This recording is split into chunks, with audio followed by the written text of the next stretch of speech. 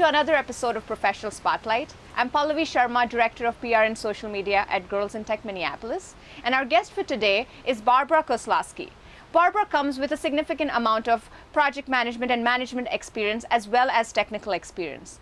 She is currently a principal consultant at Slalom Consulting. And today we are doing something really special and fun. We are at her beautiful home shooting this video. So welcome, Barbara. Thank you. I'm really happy to be here. Thank you so much for providing us this space. Of course, my pleasure. Yes, great. So let's jump right in.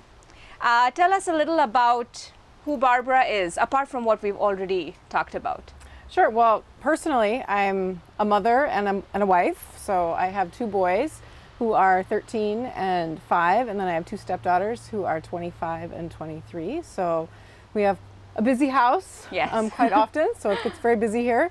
But professionally, I've been in the technology space for about 20 years, maybe 21 now, and started my career really as a developer in sort of deep technology, and evolved my career into more business analysis and project management and more leadership. But I've remained in that technical space, and I think largely due to the fact that while evolving my career a little bit, I have that skill of being able to translate technology to business value and business requirements, and that's something that was very valued, and so it sort of kept me in technology, even though my educational background was not even close to technology. It was psychology and religion. Yes, that's right.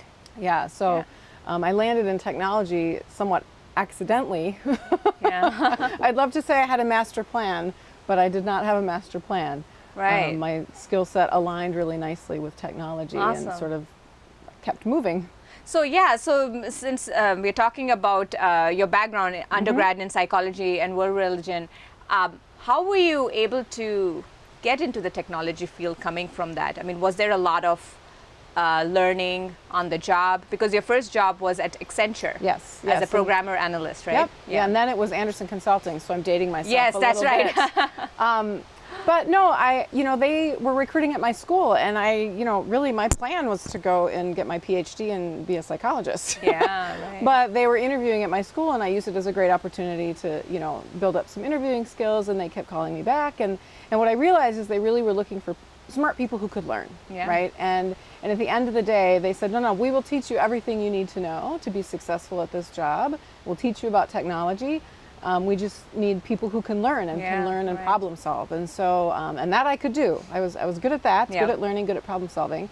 And so they really run you through, and pretty typical of consulting, the big 6 then, big 4 now, consulting firms, they run you through a pretty significant training program. And really the way I approached it was I knew I didn't know much going in about, the nuts and bolts of technology, but I knew how to learn, and I knew how to ask questions, and I knew how to leverage the people around me who did have computer science degrees, and really started to find those people who could coach and mentor, and got just really curious about technology, and realized that I was pretty good at it. I will not tell you that my code was, there might be some code out there somewhere that someone's looking at right now saying, who was this person? No, I doubt that. But you understand, you learn how to logically think, you learn how to sort of cycle through problem solving, you learn how to structure in a way that's efficient, and that I could do, and I was good at that. So I did that for about 4 years, and then moved out of consulting into industry. Retail specifically.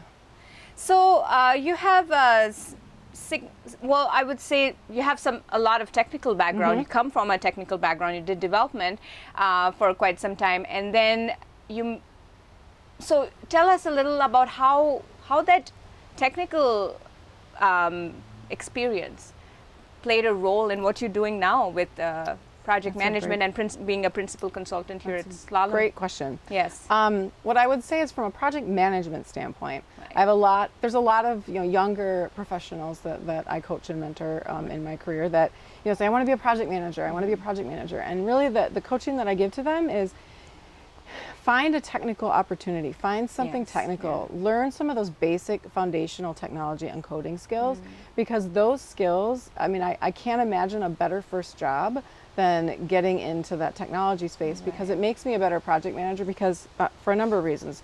First, I know what it's like in the trenches. I know what limitations they're dealing with. I know the stress they're dealing with. I understand kind of what it feels like to be in that space. And then I also know from a project management standpoint, I can kind of sniff out like, okay, that I don't buy that. I do not buy that, right? Help me understand, right? And so I'm much better at my job because not only do I understand and can empathize with where they're at, I can also, you know, I see opportunities for more efficiency, and I can kind of sniff out when something doesn't quite feel right. Right, exactly. And you're also you're that middle person between the management or the business and the development. Right. And you're able to see both sides. Yes, and I think what kept me in technology rather than moving maybe onto the business side was that skill. I'm very good with people. Like I'm really good at communication, talking with people, understanding what they're trying to say, and making a translation into a language that someone who needed to execute on that could understand. So I got really good at making that translation, which is what kept me in this space. Right. So I know you've mentioned some of this just in a past question, but what do you think? How do you think? What differentiates between a good PM and not the greatest PM. And a learning PM. And a learning PM, I would say, let's put it that way, yeah. A couple things I would say. I think a PM is sort of, this is going to sound strange, but kind of the head warrior, right? The PM really needs to be in control and in sort of have their hand in every part of the project. Right. If your team is in development, you need to be figuring out testing, right? Yes. So you need to be a step ahead of them. And you need to be able to manage multiple things at any given time and be able to really determine what's important and what's not important. And that takes practice, and it also takes intuition, right? Yeah. So learning. And the other thing I would say is the best project managers are the ones who have a backup, right? Like I've worked with some, like, well, say, but they said they'd get it done, but what if they don't? What if they don't, yeah. For a number of different reasons. Everyone's working hard, right? But there's things out of your control that you can't, you can't predict. And so having okay, here's my backup, here's what if this happens, and understanding when and where you need those kinds of plans. Right. Because where is the biggest value of this, whatever technology, insert technology here, where is the biggest business value? And that's where you focus your attention on mitigation strategies. Right. So, and the other thing I would say is being really curious, right? Being really curious, asking good questions, using your intuition and your sort of street smarts to kind of get to the bottom of what might be happening on the project. Right. Because that project manager is I think it's I like being a project manager because, you have to be really organized, and I'm organized. But it's one of those roles that's challenging because you can't code it, you're not coding it, right? You're just sort of getting everyone organized around it. So you have all of this accountability with sometimes very little, you don't have a lot of control, right? Over the resources and people on your team. Yes. So you have to figure out how to influence without authority, and so it's, and that isn't something that you just know. Right. Sometimes it just there's a personality it's too. A personality, and you can learn it, right? Yes, and how do you find that person that you think does a really nice job and learn from them? Right. And keeping people motivated too is just huge. Some days it's easy, some days it's so challenging. I mean, the days when they can keep themselves motivated, it's all great. But when things start to slow down, you have to still keep them going, keep the momentum going. And celebrating wins. Yes. Right? Celebration. Yes, even the tiny little things can mean so much to people and much to the team. Yes. So you're kind of you're the psychologist of the project, you're the organizer of the project, you've got to know where everyone's at and be able to manage through all of that. Right. That's cool. Yeah. So, someone who has never gotten into the project management world and is looking for opportunities, they could be a developer, a BA.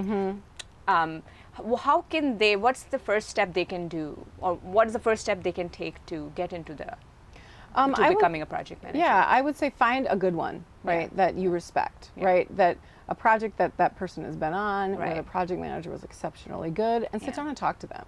Right, find out what, because I've said here are the things that I think make a good project management. What I didn't say was, all the nuts and bolts of risk management and, all those things that, all of that's really important. Find a good one, sit down and talk to them and understand how do you approach your job? How do you approach your role? Because I've counseled a lot of folks who, they're a developer and like, I want to be a project manager, and it's really understanding why and what about that role, intrigues you and excites you, and and making sure that you're asking good questions and finding someone who's good at it that you can work with, and find a mentor. Mentor, yes, that's huge. Yeah, cool. So, do you have a success mantra, or are there any last words that you would like to share with our viewers? I would say be curious. Yeah. Right? Keep learning all the time. And don't get caught, like, I'm 20 years into my career right now. And, and at 20 years, there's certain, like, well, I should be doing this. You really shouldn't be doing, don't miss opportunities to learn. Even if it feels like you're doing something that you did 10 years ago, technology changes drastically and often. Yeah. And in order to stay relevant in the technology field, you need to be able to kind of walk the walk, right? Yeah. And so look for opportunities to stay connected to what's happening in those trenches, and just continuously learn all the time and be curious and ask yourself, am I doing the right things right now, right? And keep evolving and keep changing, and don't be afraid to take risks. Right, great. Thank you so much, Barbara. Of course, thank you so much for asking me. It was such a pleasure. Yes, it was great chatting with you today. Thank you. Thanks. And thank you for joining us today at yet another Professional Spotlight video.